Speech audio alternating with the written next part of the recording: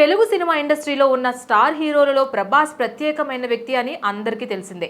అతను చాలా ఇంట్రోవర్ట్, ఎవరితోనూ ఎక్కువగా కలవడం, బయట తిరగడం చేయరు. తన ప్రపంచంలో తానే ఉండే టిపికల్ సైలెంట్ హీరోగా పేరుంది. కానీ కొద్ది మందితో మాత్రమే అతనికి గట్టి బంధం ఉంటుంది. అలాంటి వారిలో ప్రముఖ నిర్మాణ సంస్థ హోంబలే ఫిల్మ్స్ అధినేత విజయ్ కిరంగదూర్ కూడా ఒకరు. ఇటీవల ఇచ్చిన ఇంటర్వ్యూలో ప్రభాస్ తనకు విజయ్ ఎలా దగ్గరయ్యాడన్నది ఆసక్తికరంగా షేర్ చేశాడు. ప్రభాస్ పీక్ స్టేజ్ లో ఉన్నప్పుడే హైదరాబాద్ కు చెందని నిర్మాణ సంస్థ అయిన హోంబలే ఫిల్మ్స్ తో 3 సినిమాల డీల్ సైన్ చేయడం అంటే ఆశ్చర్యమే. ఎందుకంటే స్టార్ హీరోలు సాధారణంగా ఒకే బ్యానర్ తో వరుసగా సినిమాలు చేయడం అనేది రేర్. ఎందుకంటే విభిన్న సంస్థలతో పనిచేస్తూ రెమ్యూనరేషన్ ను పెంచుకుంటూ వెళ్తారు. కానీ ప్రభాస్ మాత్రం విజయ్ కిరంగదూర్ కు గ్రీన్ సిగ్నల్ ఇచ్చాడు.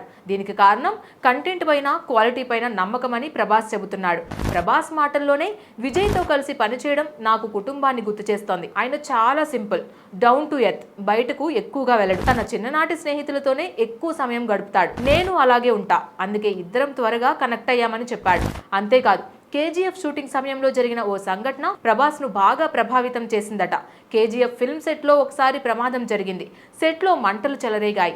అప్పటికే భారీ ఖర్చు పెట్టిన నిర్మాత మరోసారి ఖర్చు గురించి ఆలోచించకుండా క్వాలిటీ మీద ఫోకస్ పెట్టండి, మిగతా విషయంలో నేను చూస్తా అని చిత్ర బృందానికి ధైర్యం చెప్పారట.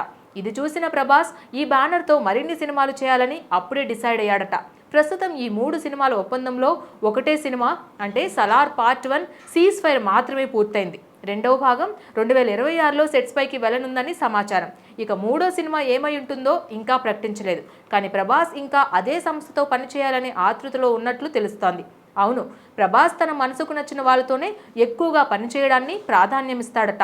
డబ్బు కన్నా బంధం, క్వాలిటీ కన్నా కమిట్మెంట్ని చూసే హీరో ప్రభాస్. అందుకే ప్రేక్షకులు ప్రభాస్ని డార్లింగ్ అని ముద్దుగా పిలుచుకుంటారు. Please subscribe to the channel and download the Politicos app from the links in the description.